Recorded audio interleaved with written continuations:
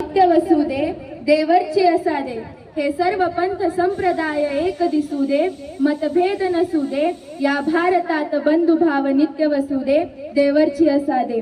नांदोत सुखे गरीब अमीर एक मतानी, मग हिंदू असो ख्रिश्चन वा हो इस्लामी. स्वातंत्र्य सुखाया सकला माझी वसुदे देवरची असादे, या भारतात बंधुभाव नित्य वसुदे देवरची असादे. हे होते राष्ट्रसंत तुकडोजी महाराजांची विश्व बंधुत्वाची प्रार्थना. ही केवळ एक प्रार्थना नाही तर भारताच्या लोकशाहीचा आत्मा आहे. जाती धर्म पंथ श्रीमंती गरिबी यांच्या भिंती कोसळून प्रत्येक भारतीयाने समानतेने बंधुभावाने आणि एकमताने जगावे हाच या ओळींचा गाभा आहे. धगधगता अंगार आहे शांततेचा विचार आहे, धगधगता अंगार आहे शांततेचा विचार आहे. हा शिवशंभूंचा महाराष्ट्र, इथे लोकशाहीचा अधिकार आहे. नाही झुकणार नाही रुकणार हा वाघाचा बाणा आहे, नाही झुकणार नाही रुकणार हा वाघाचा बाणा आहे. आज सांगते गरजून मी, हा देश प्रगतीचे महाकाव्य लिहिणारा शाणा आहे, हा देश प्रगतीचे महाकाव्य लिहिणारा शाणा आहे. नमस्कार. इथे उपस्थित असलेले व्यासपीठावरील मान्यवर, गुरुजन वर्ग, पालक आणि माझे प्रिय मित्र मैत्रिणींनो, माझे नाव सौंदर्या चंद्रशेखर राठोड आहे. मी 9वी यातील विद्यार्थिनी आज आपल्या समोर लोकशाही भारताच्या प्रगतीसाठी वरदान की अडथळा या विषयावर आपले विचार मांडणार आहे. मतभेदांची वादळे उठतील पण मनभेद होणार नाही, मतभेदांची वादळे उठतील पण मनभेद होणार नाही. आम्ही लोकशाहीचे वारकरी मागे कधी हटणार नाही. घेऊन हातामध्ये हात नवा इतिहास आज घडवायचा आहे, घेऊन हातामध्ये हात नवा इतिहास आज घडवायचा आहे. लोकशाही अडथळा की वरदान हा प्रश्न आज सोडवायचा आहे. मित्र मैत्रिणींनो, डोळे मिटा आणि कल्पना करा सन 1919, पंजाबची जमीन अमृतसर, एक बाग, हजारो निष्पाप भारतीय शांतपणे जमले आहेत. अचानक धाड धाड धाड गोळ्यांचा वर्षाव सुरू होतो. एक आई आपल्या मुलाला कवटाळते, एक तरुण छातीवर गोळी झेलतो, रक्ताने माती लाल होते. कोणी पळू शकत नाही कारण दरवाजे बंद आहेत. काही मिनिटात शेकडो स्वप्न कायमची शांत होतात. मित्र मैत्रिणींनो, त्या दिवशी फक्त माणसं मरली नाहीत तर भारतीयांच्या आवाजाचाच खून झाला होता. आणि जिथे आवाज मारला जातो तिथे लोकशाही जन्म घेत नाही. स्वातंत्र्य आपल्याला भेट म्हणून मिळालेलं नाही, ते असंख्य बलिदानांच्या किमतीवर मिळालं. म्हणूनच फिलिप रँडॉल्फ यांचे शब्द आजही तितकेच खरे वाटतात. Freedom is never given, it is one. म्हणजे स्वातंत्र्य कधी कोणी दान म्हणून देत नाही, ते आपल्याला आपल्या संघर्षाने मिळवावं लागतं.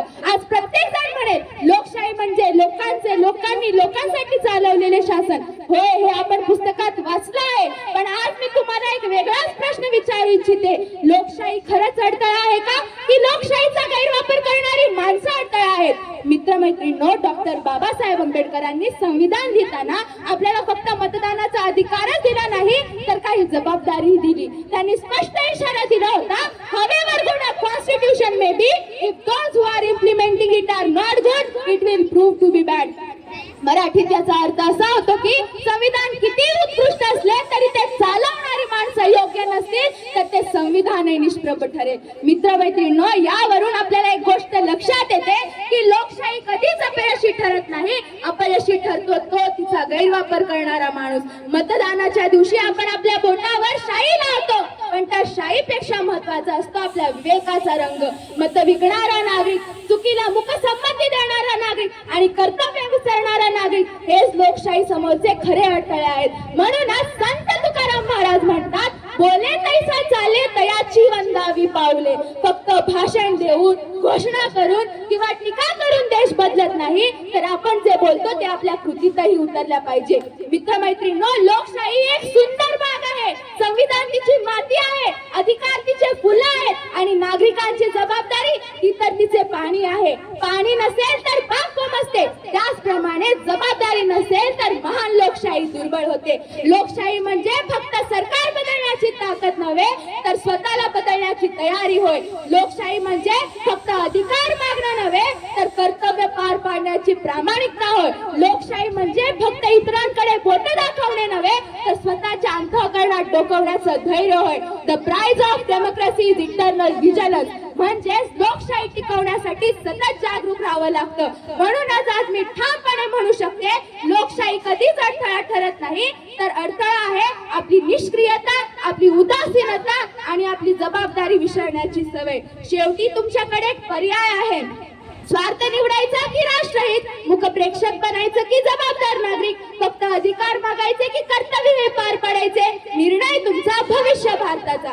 जाता जाता एवढंच म्हणावेसे वाटते, मताचा मान जपूया सारे, कर्तव्याची वाट धरूया सारे. लोकशाहीचा दीप तेव्हा उजळेल जेव्हा भारतासाठी जगूया सारे. दोष देत बसू नका, कर्तव्य पार पाडा, मत विकू नका, देशाचा मान वाढवा, लोकशाहीला कमकुवत नव्हे सामर्थ्यवान करा. चला बदलाची सुरुवात स्वतःपासून करूया. धन्यवाद. जय हिंद, जय भारत.